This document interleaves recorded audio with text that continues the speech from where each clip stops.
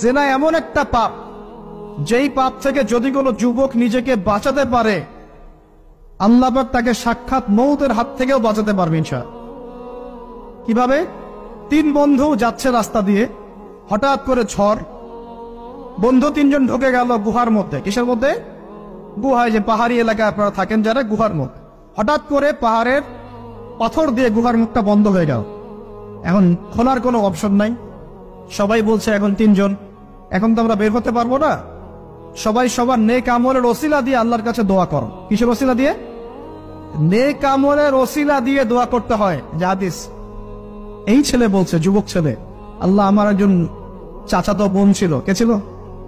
এই যে boyfriend girlfriend, খালাতো বোন, চাচাতো বোন। এখন তো বিচ্ছিরি অবস্থা। এখন এমন একটা অবস্থা, পশ্চিমা সভ্যতার রিপোর্ট গুলো পড়ে দেখি, ভাইও বোনের সাথে জেনা করে।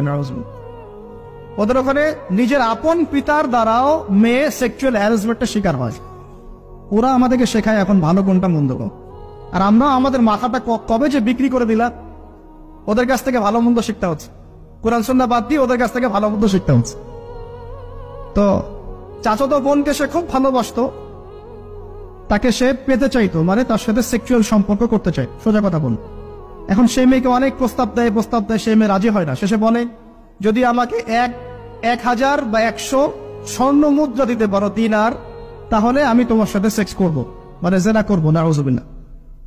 তো সেই ছেলে অনেক কষ্ট করে এই টাকাগুলো বা এই দিনারগুলো অর্জন করে, কামাই করে, দিন রাত পরিশ্রম করে, ঠিক আপনারা যেমন করছে না। তো এরপর সে তার স্বর্ণ মুদ্রা দেয়, দিয়ে বলে যে এখন আমাকে আমার কাজ করতে দাও। তখন সেই মেয়ে রাজি হয়। ঠিক যে মুহূর্তে তারা সেক্সুয়াল সম্পর্কটা করবে, ঠিক ওই মুহূর্তেই এই মেয়ে বলে ওঠে, হে আল্লাহর বান্দা, আল্লাহকে ভয় করো। আমি সারা জীবন আমার সতীত্বকে ধরে রেখেছি, কাউকে দেইনি। আমি কারোর সাথে এরকম অন্যায় করি নাই। আমি খারাপ মেয়ে নই। তুমি আমার ইজ্জতটা নষ্ট করো না। কে বলছে কথা? মেয়ে।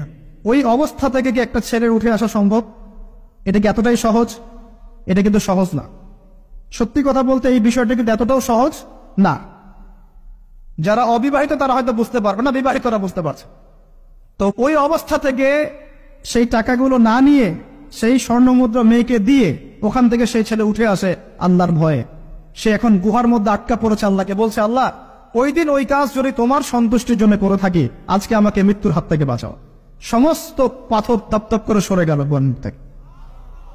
এটা কিন্তু কোনো গাল গল্প না, এটা বনু ইসরায়েলের ঘটনা, সত্য ঘটনা। এই হাদিস থেকে আমি আপনাকে দলিল দিচ্ছি যে যদি জেনার মতো পাপ থেকে আপনি আমি সরে আসতে পারি, সাক্ষাৎ মৌত থেকে আল্লাহ বাঁচাতে পারে।